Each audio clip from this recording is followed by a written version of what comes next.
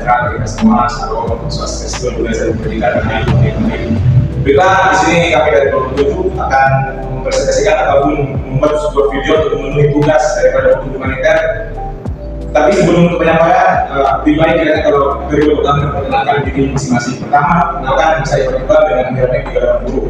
Perkenalkan nama saya Gimana dengan nilai 286. Saya tidak dengan nilai 456. Saya dari jurusan Alistin dengan akhiran NIM 02. Perkenalkan saya Kristina Indriani dengan akhiran NIM 331. Saya Musir Buddha dengan NIM 193.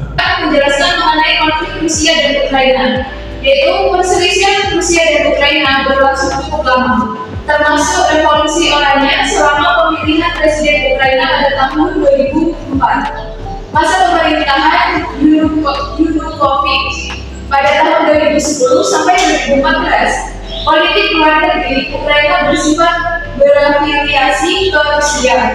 Kedua negara ini menyepakati kerjasama pasokan dan harga gas alam, dan sebagai balasannya keberadaan angkatan laut Rusia di pelabuhan laut kita Ukraina.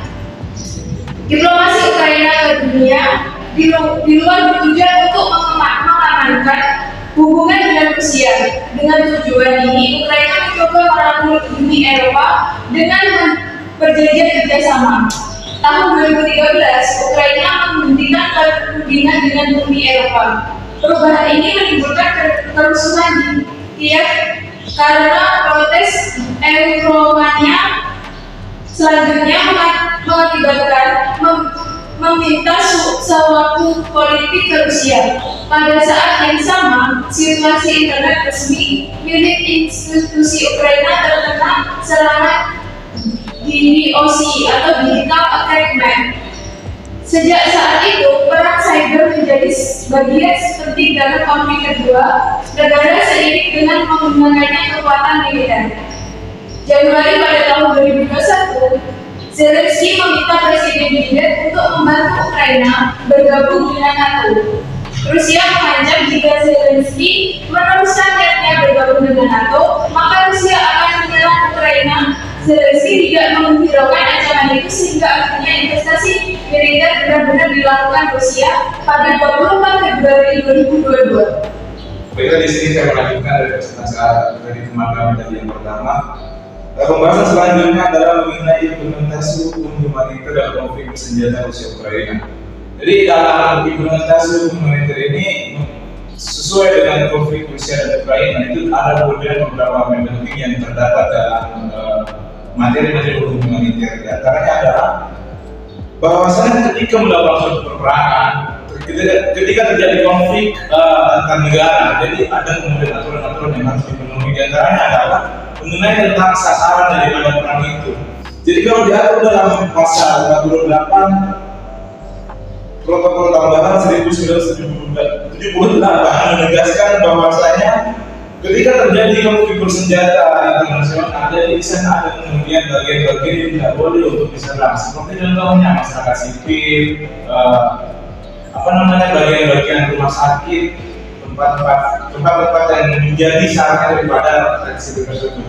Artinya adalah dalam melakukan suatu peperangan, sesuai ada aturan-aturan yang mengatur. Aturan tersebut mengatur pihak yang menjadi objek, yang menjadi objek daripada perang tersebut itu adalah golongan-golongan militer. Ini seperti itu. Norma internasional yang mengatur perlakuan terhadap wakil sipil, pekerjaan kemanusiaan, dan prinsip-prinsip dasar keadilan dalam konflik bersenjata. Yang prinsip kebutuhan militer seperti yang diuraikan dalam pasal 57 Protokol Tambahan Konvensi Jenewa mengamanatkan bahwa dalam konflik bersenjata hanya objek militer dan perbuatan yang boleh diserang. Upaya harus dihindari untuk menimbulkan korban sipil dan menargetkan objek sipil, termasuk infrastruktur dan sumber daya penting lainnya. Namun terjadi fakta bahwa Rusia telah melakukan serangan terhadap sipil, seperti sekolah, rumah sakit, rumah penduduk, serta infrastruktur penting seperti jaringan listrik. Dampak dari terputusnya jaringan listrik dan kerusakan pada rumah sakit di Ukraina mengancam nyawa penduduk sipil di sana, terutama anak-anak dan korban yang terluka akibat serangan. Tindakan semacam ini melanggar prinsip-prinsip hukum internasional yang mengatur perlindungan terhadap warga sipil dalam situasi konflik bersenjata. Selanjutnya adalah mengenai tentang tindakan-tindakan yang melanggar norma internasional yang mengatur perlakuan terhadap warga sipil, pemberdayaan manusia dan prinsip dasar keadilan dalam konflik bersenjata antara Ukraina dan Rusia tersebut yang FPP. FPP adalah prinsip kemanusiaan. Telah dilanggar beberapa kali oleh militer Rusia, diantaranya adalah pemblokiran bantuan kemanusiaan yang dikirim oleh berbagai organisasi internasional kepada warga Ukraina yang menderita akibat konflik yang sedang berlangsung. Tindakan ini merupakan pelanggaran serius terhadap hak asasi manusia dalam norma internasional yang mengatur perlindungan terhadap warga sipil yang terdampak konflik dengan menghalangi akses terhadap bantuan kemanusiaan. Maksudnya di sini adalah prinsip kedua yang dilanggar oleh antara konflik Rusia dan Ukraina itu adalah prinsip kemanusiaan, di mana yang menjadi aturan dalam hukum humaniter kita adalah ketika terjadi yang namanya konflik, rakyat-rakyat sipil, anak kecil dan semacamnya yang bukan anggota militer itu tidak boleh diserang. Tapi dalam konflik Rusia dan Ukraina ini mereka terdampak juga terhadap serangan yang dilakukan oleh Rusia. Prinsip selanjutnya adalah yang kedua adalah prinsip proporsionalitas yang mengacu pada keseimbangan antara tindakan yang diterima dan dilakukan dalam konflik bersenjata menjadi relevan dalam konteks konflik antara Ukraina dan Rusia. Dalam konflik ini terlihat ketidakseimbangan dalam serangan balasan yang dilakukan oleh militer Rusia terhadap Ukraina.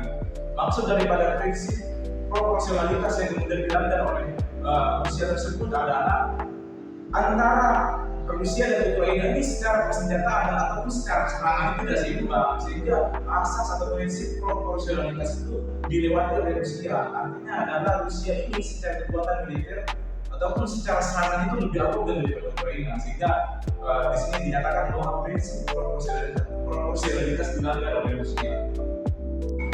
Yang selanjutnya adalah teori dalam hukum humaniter. Teori hukum humaniter internasional yang digunakan dalam perang Rusia Ukraina meliputi prinsip-prinsip berikut. Yang pertama adalah prinsip kemanusiaan. Dalam perang Rusia Ukraina terjadi pelanggaran prinsip kemanusiaan seperti serangan yang menargetkan infrastruktur sipil, rumah sakit, dan fasilitas umum yang menyebabkan penderitaan dan kematian warga sipil secara massal. Rusia dan Ukraina sama-sama dituduh melakukan pelanggaran terhadap perlindungan warga sipil dan pembatasan bantuan kemanusiaan. Yang kedua ada prinsip kepentingan. Prinsip kepentingan yang dilanggar dalam perang Rusia Ukraina adalah pengeboman dan serangan ke kota Mariupol oleh Rusia pada awal 2022 selama beberapa bulan yang menyebabkan kehancuran total dan penderitaan warga sipil yang luas, yang dinilai tidak seimbang dengan keuntungan militer yang diperoleh. Tiga, prinsip proporsionalitas. Prinsip proporsionalitas yang dilanggar dalam perang Rusia Ukraina adalah penembakan oleh Rusia ke stasiun kereta api di Kramatorsk yang digunakan untuk evakuasi warga sipil sehingga menewaskan puluhan orang, termasuk anak-anak. Sementara Ukraina menggunakan artileri di wilayah yang dikuasai seperti pro-Rusia di Donbas sebelum dan selama konflik terbuka yang menimbulkan korban sipil. Yang keempat ada prinsip pembeda. Prinsip pembeda yang dilanggar dalam perang Rusia Ukraina adalah serangan bom klaster yang dilakukan Rusia pada tanggal 21 November pukul 12.30 di Kherson yang menyebabkan 3 orang warga sipil terluka dan pengeboman yang hampir setiap hari di kota Kharkiv yang berdampak pada banyaknya kehancuran sarana dan prasarana juga korban nyawa. Dan yang terakhir, halangan menyebabkan penderitaan yang tidak seharusnya. Dalam prinsip ini, pelanggaran yang dilakukan Rusia adalah melakukan penyerangan berupa penembakan yang di mana penembakan tersebut berdampak kepada pertambahan bantuan kemanusiaan untuk Ukraina, seperti warga yang tidak dapat mengakses bantuan pangan dan bantuan obat-obatan. Selain itu, pada tahun 2023 Rusia melancarkan serangan yang lebih buruk dan mengenai rumah sakit bersalin.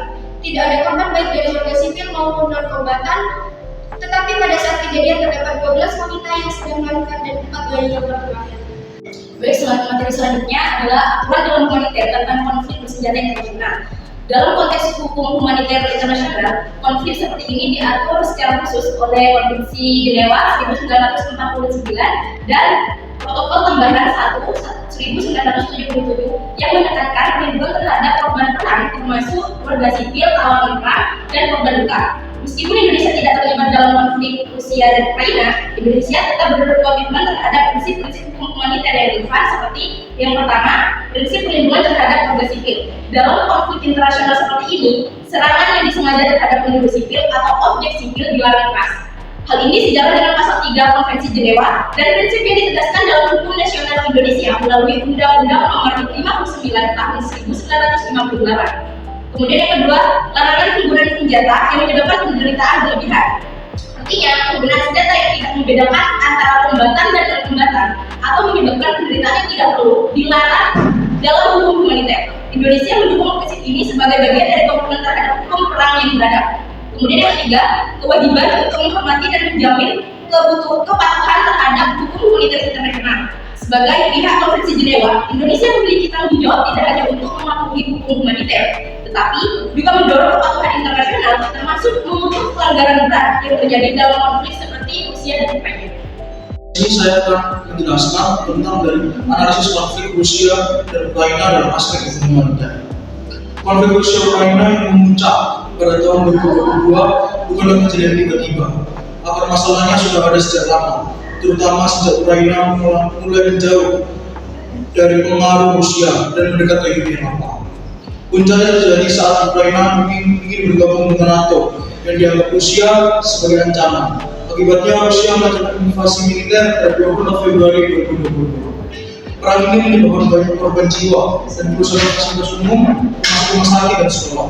Padahal, menurut hukum perang internasional seperti Konvensi Jenewa 1949 dan Protokol Tambahan 1977, semua pihak yang bertikai wajib melindungi warga sipil dan hanya boleh menyerang target militer. Pada kenyataannya, Rusia dan Ukraina sama-sama melakukan serangan di wilayah sipil. Bantuan kemanusiaan terhambat, terutama di wilayah yang terkung dan dibombardir. Serangan Rusia dianggap tidak sebanding karena jauh lebih menghancurkan dibanding ancaman yang diterima. Serangan yang diciptakan kadang dapat menyebabkan penderitaan yang berlebihan yang seharusnya dilarang dalam perang. Prinsip-prinsip dasar hukum humaniter seperti kemanusiaan, proporsionalitas, kepentingan militer, dan perlindungan terhadap warga sipil banyak dilanggar dalam konflik ini. Meskipun Indonesia tidak terlibat langsung, Indonesia ikut mendukung penegakan hukum meskipun perang ini karena sudah meratifikasi Konvensi Jenewa.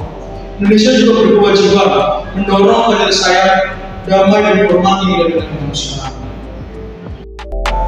Sekian presentasi dari kelompok kami. Kurang lebihnya mohon maaf. Terakhir, wabillahi taufiq wal hidayah. Wassalamualaikum